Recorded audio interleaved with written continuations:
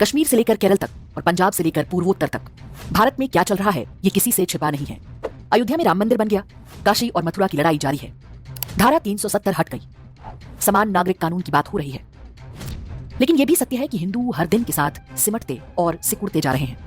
अपने पास पड़ोस में हो रहे जनसांख्यिकीय परिवर्तन अर्थात डेमोग्राफिक चेंज से आप भी अनजान नहीं होंगे। कोई भी सामान्य व्यक्ति आने वाले संकट को देख सकता है। फ्रांसीसी दार्शनिक ऑगस्ट कॉम्टे का कथन है, डेमोग्राफी इज डेस्टिनी। जिस उत्तराखंड को हम देवभूमि समझते रहे, वहां कब मजहब विशेष बहुल क्षेत्र बस गए पता ही नहीं चला। उत्तराखंड तो केवल एक उदाहरण है। हम ये भी देख सकते हैं कि हमारे ही वोटों से चुनी सरकारें, न्यायपालिका और पूरा शासन तंत्र इस भावी संकट को लेकर भयानक रूप से उदासीन है। बहुत दबाव पड़ा तो थोड़ा बहुत काम हो जाता है। समस्या की जड़ पर अब भी कोई वार करने को तैयार नहीं है। जो भी हो रहा है उससे संकट 5-10 साल टल अवश्य सकता है, लेकिन हल नहीं होगा।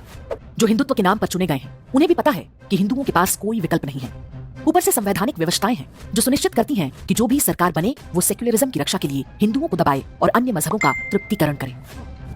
तो ऐसी स्थिति में एक सामान्य हिंदू के रूप में हम क्या कर सकते हैं? छोटा परिवार सुखी परिवार के सरकारी झांसे में ना रहे। बड़ा परिवार दुखी परिवार नहीं होता। कोविड में हम सब ने ये देखा है कि परिवार का ही सहारा था। स्वयं नहीं कर सकते तो कम से कम उन लोगों का उत्साहवर्धन और आर्थिक सहायता करें जिनके 2 से अधिक बच्चे हैं। अपने बच्चों को विदेश भेजने की होड़ में ना पड़े। भारत का भविष्य तभी है जब नई पीढ़ी के प्रतिभावान लोग देश में रहें। इसमें कोई संदेह नहीं कि नरेंद्र मोदी सरकार ने भारत में अपार आर्थिक संभावनाएं पैदा की हैं। भारत में रहने का ये सर्वश्रेष्ठ समय है। अपने परिवार को बचाइए, तभी धर्म और संस्कृति बचेगी। नई पीढ़ी के बच्चे तेजी से वो खो रहे हैं।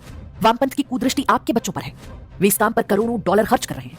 बच्चों को बचपन से ही धर्म और संस्कार की शिक्षा दीजिए, अन्यथा वे एक दिन आपके भी किसी काम के नहीं रहेंगे।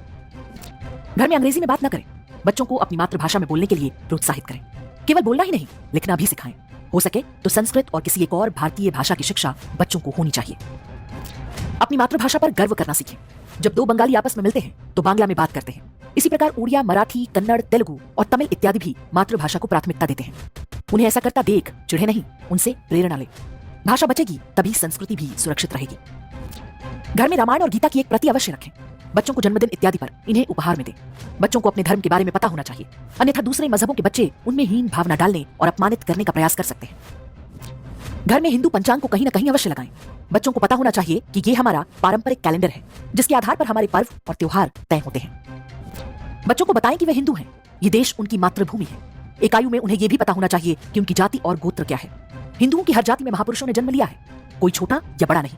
जाति नहीं बल्कि जातीय भेदभाव बुरी चीज है। इस बारे में हमारे वीडियो का लिंक डिस्क्रिप्शन और कमेंट में देख सकते हैं।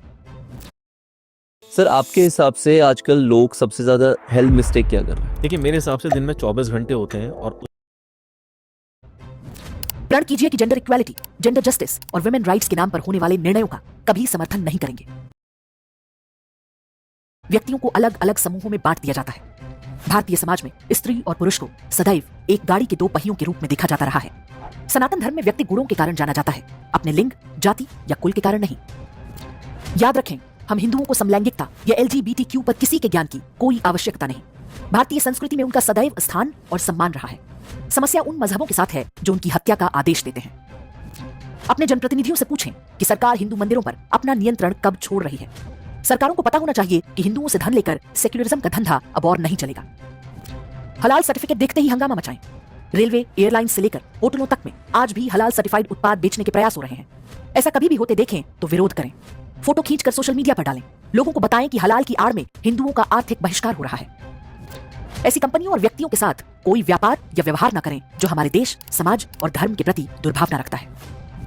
अपनी आय का एक हिस्सा अपनी पसंद की किसी धर्मार्थ संस्था को दान करें या सीधे किसी निर्धन हिंदू की सहायता करें।